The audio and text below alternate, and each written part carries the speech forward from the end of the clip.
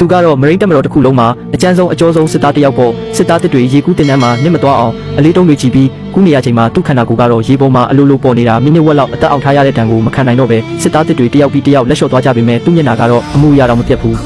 ရေထဲကတက်ချင်းမှာပဲ James ကစစ်သားတစ်တွေကိုစပိန်တာလန်အောင်ဆဲဆူချိန်မောင်းပြီးလေ့ကျင့်ရေးချက်ချင်းပြန်ဆင်းဖို့အမိန့်ပေးလိုက်တယ်အဲ့ဒီအချိန်မှာပဲသူ့လက်အောက်ငယ်သားတစ်ယောက်ကသတင်းဆိုးတစ်ခုလာပို့ပါတယ် James ရဲ့ဖခင်ဖြစ်သူမတော်တဆမှုတစ်ခုနဲ့ဆုံးပါသွားပြီးတဲ့အခင်းဖြစ်နေရကကနဦးစုံစမ်းချက်တွေအရဘူးရင်မောင်းနေတဲ့ကားကတိုက်ပြေးသွားတာလို့သိရတယ်ဒါပေမဲ့ James မသိတာတစ်ခုကတော့ဒါဟာတာမန်မတော်တဆမှုတစ်ခုမဟုတ်ပဲလူတက်မှုဖြစ်နေတာပါပဲJames လည်းသူ့မိဖြစ်သူ Johnny စီချက်ချင်းဖုန်းဆက်ပြီးအဖေဆုံးတဲ့သတင်းကိုပြောပြလိုက်တယ်။ဒါပေမဲ့ Johnny ကတော့ဒီသတင်းကိုကြားရတဲ့နည်းနည်းမှဝမ်းနည်းပုံမရဘူး။ဘာလို့လဲဆိုတော့သူ့စိတ်ထဲမှာအဖေဆိုတာသူ့ဘဝထဲကနေပျောက်ကွယ်သွားတာကြာပြီလို့သတ်မှတ်ထားလို့ပဲအဲ့ဒီအချိန်မှာပဲမဖိတ်ခေါ်ပဲရောက်လာတဲ့လူစိမ်းနှစ်ယောက်က Johnny အိမ်ထဲတို့တရက်ဝင်လာပြီးသူ့လေပင်ကိုဓာတ်နဲ့ထောက်ပါလေရော။ခေါင်းဆောင်လုပ်တဲ့လူကသူတို့ကိုသူတို့ဂျပန်မာဖီးယားတွေလိုမိတ်ဆက်ပြီးအဖေဖြစ်သူကမသေးခင်မှာ Johnny စီပါဆယ်ထုတ်တစ်ခုပို့ထားတာရှိတယ်။အဲ့ဒါကိုအခုချက်ချင်းထုတ်ပေးဖို့တောင်းဆိုတဲ့ Johnny လည်းဘာတွေဖြစ်နေမှန်းကိုမသိတော့ဘူး။အဖေနဲ့မတွေ့ရတာငါနှစ်တောင်ရှိပြီဖြစ်တဲ့အပြင်အဖေကြီးကသူ့စီပစ္စည်းပို့လိမ့်မယ်ဆိုတာကိုလည်းသူလုံးဝမယုံဘူးလေဒါပေမဲ့မာဖီးယားတွေကတော့အကြောင်းပြချက်တွေကိုနားမထောင်ပါဘူး။ Boss ထက်လူကြီးစီပြန်အပ်ဖို့တခုခုတော့ရအောင်ယူရမယ်ဆိုပြီးအတင်းကျပ်လုပ်လာကြတယ်။စကားပြောလို့မရမှန်းသိတာသွားတဲ့အခါမှာတော့ဂျွန်နီကစကားဆက်မပြောတော့ပဲလက်ပါတော့တယ်အဲ့ဒီလူမိုက်ပိန်လေးနှစ်ယောက်ကဂျွန်နီကိုပဲရှင်းနိုင်မလဲစက္ကန့်ပိုင်းအတွင်းမှာပဲမြေပြင်ပေါ်မှာခွေခောက်သွားအောင်အပြည့်ရှင်းလိုက်တာပေါ့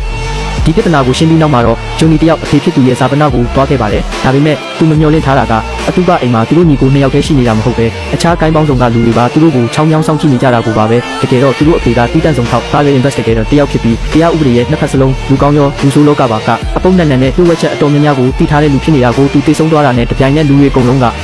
အဲ့ဒီလှုပ်ဝက်ချက်တွေကိုလာရှာကြတာပေါ့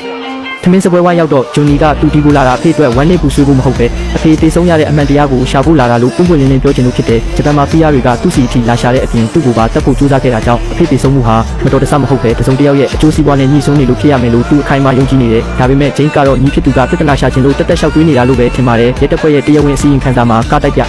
ပေးတာလို့ရေးထားတာမို့ဒါကလွဲစရာအကြောင်းမရှိဘူးလို့ဂျိမ်းကယူဆတယ်မူလကတည်းကဒီညီကိုနှစ်ယောက်ကမတည့်ကြပါဘူးဂျိမ်းစီရဲ့အမြင်မှာတော့သူ့ညီငယ်ကအမြဲတမ်းစိတ်လိုက်မှန်ပါနဲ့ရန်ကတက်တဲ့လူတစ်ယောက်ပေါ်လူအများရှိမှပြဿနာမဖြစ်ချင်တာကြောင့်ဂျိမ်းကသူ့ညီကိုအပြင်ဘက်ဆွဲထုတ်ပြီးပြီးတန်စကားပြောပါတယ်တာမန်အချိန်မှာတည်ငြိမ်အေးစိတ်တက်တဲ့အမကြီးတို့မဟုတ်စီနီယာဖြစ်သူဂျိမ်းကရဲအစီရင်ခံစာပဲမှန်ရမယ်လို့ဆိုအတင်းရက်တည်နေပြီးသူ့ညီကသူ့ဘဝကိုလာဖြတ်စီဖို့တက်တက်အတူပတ်လာတာလို့ပဲသတ်မှတ်လိုက်တဲ့နှစ်ယောက်ကဘလို့မှညှိမရပဲအကြီးကျယ်စကားများရန်ဖြစ်ကြပြဒီနောက်ဂျွန်နီကအကိုဖြစ်သူကိုဂယုမဆိုင်တော့ပဲသူ့ဘာသာသူပဲစုံစမ်းမှုထွက်သွားခဲ့ပါတယ်